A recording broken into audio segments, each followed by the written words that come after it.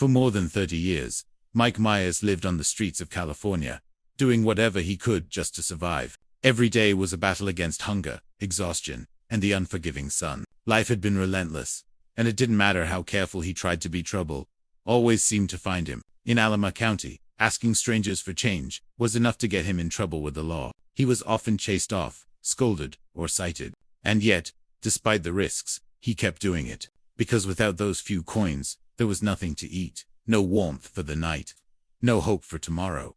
Most people walking past him had no idea what he'd been through. They didn't see the decades of struggle, the years of loneliness, or the memories he carried from a life that hadn't gone as planned. They only saw the clothes, the guitar, the man sitting on the sidewalk. But life, as it often does, had a twist in store for Mike.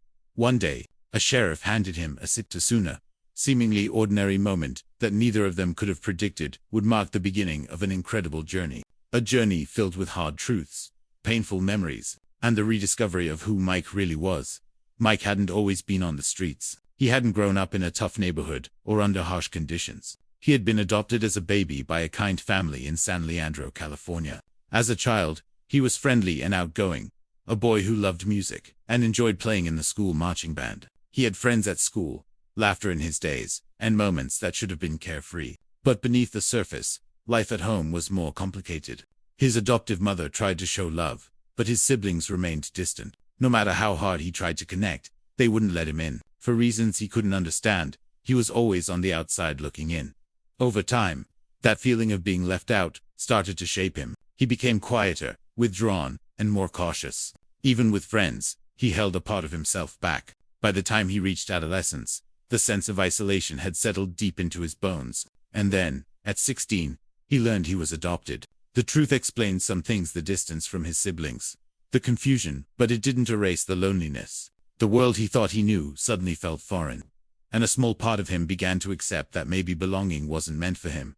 Life continued, and more blows came. His adoptive parents eventually passed away, leaving him completely alone. The siblings who had never cared for him vanished from his life entirely. It was in that moment, when the walls of family had crumbled completely, that Mike decided to cut ties for good. Alone, with no one to rely on, he sought a path that matched his quiet, solitary nature. He became a truck driver. The long hours on the road, the isolation, the steady rhythm of the engine, it suited him at first.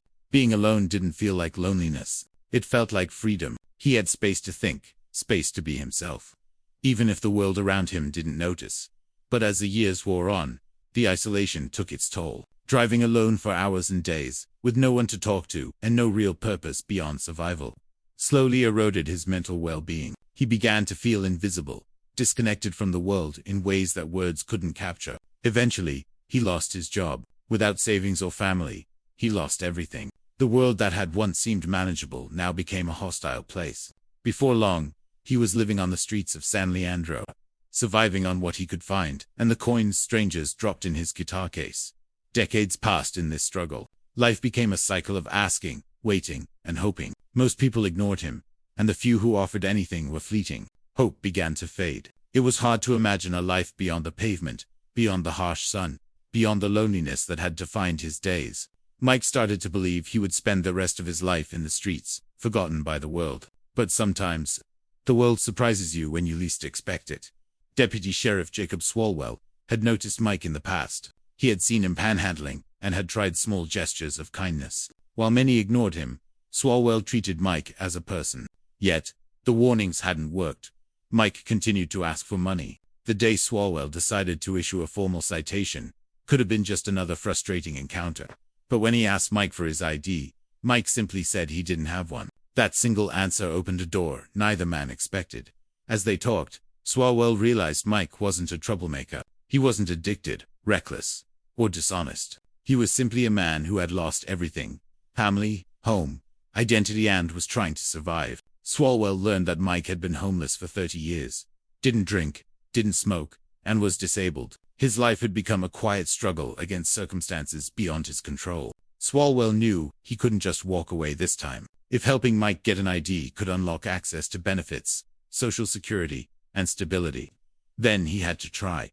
Getting an ID, however, was no simple task. The DMV had no record of Mike's old driver's license, and he lacked almost every document required. For most people, that might have been the end of the road. But Swalwell refused to give up. He reached out to his pastor, and together they began digging through records, reaching out to institutions, and searching for any document that could prove Mike's identity. After tireless work, they located his birth certificate under the name Gordon Michael Oakley. With that, Mike could finally apply for an ID, something that once seemed impossible.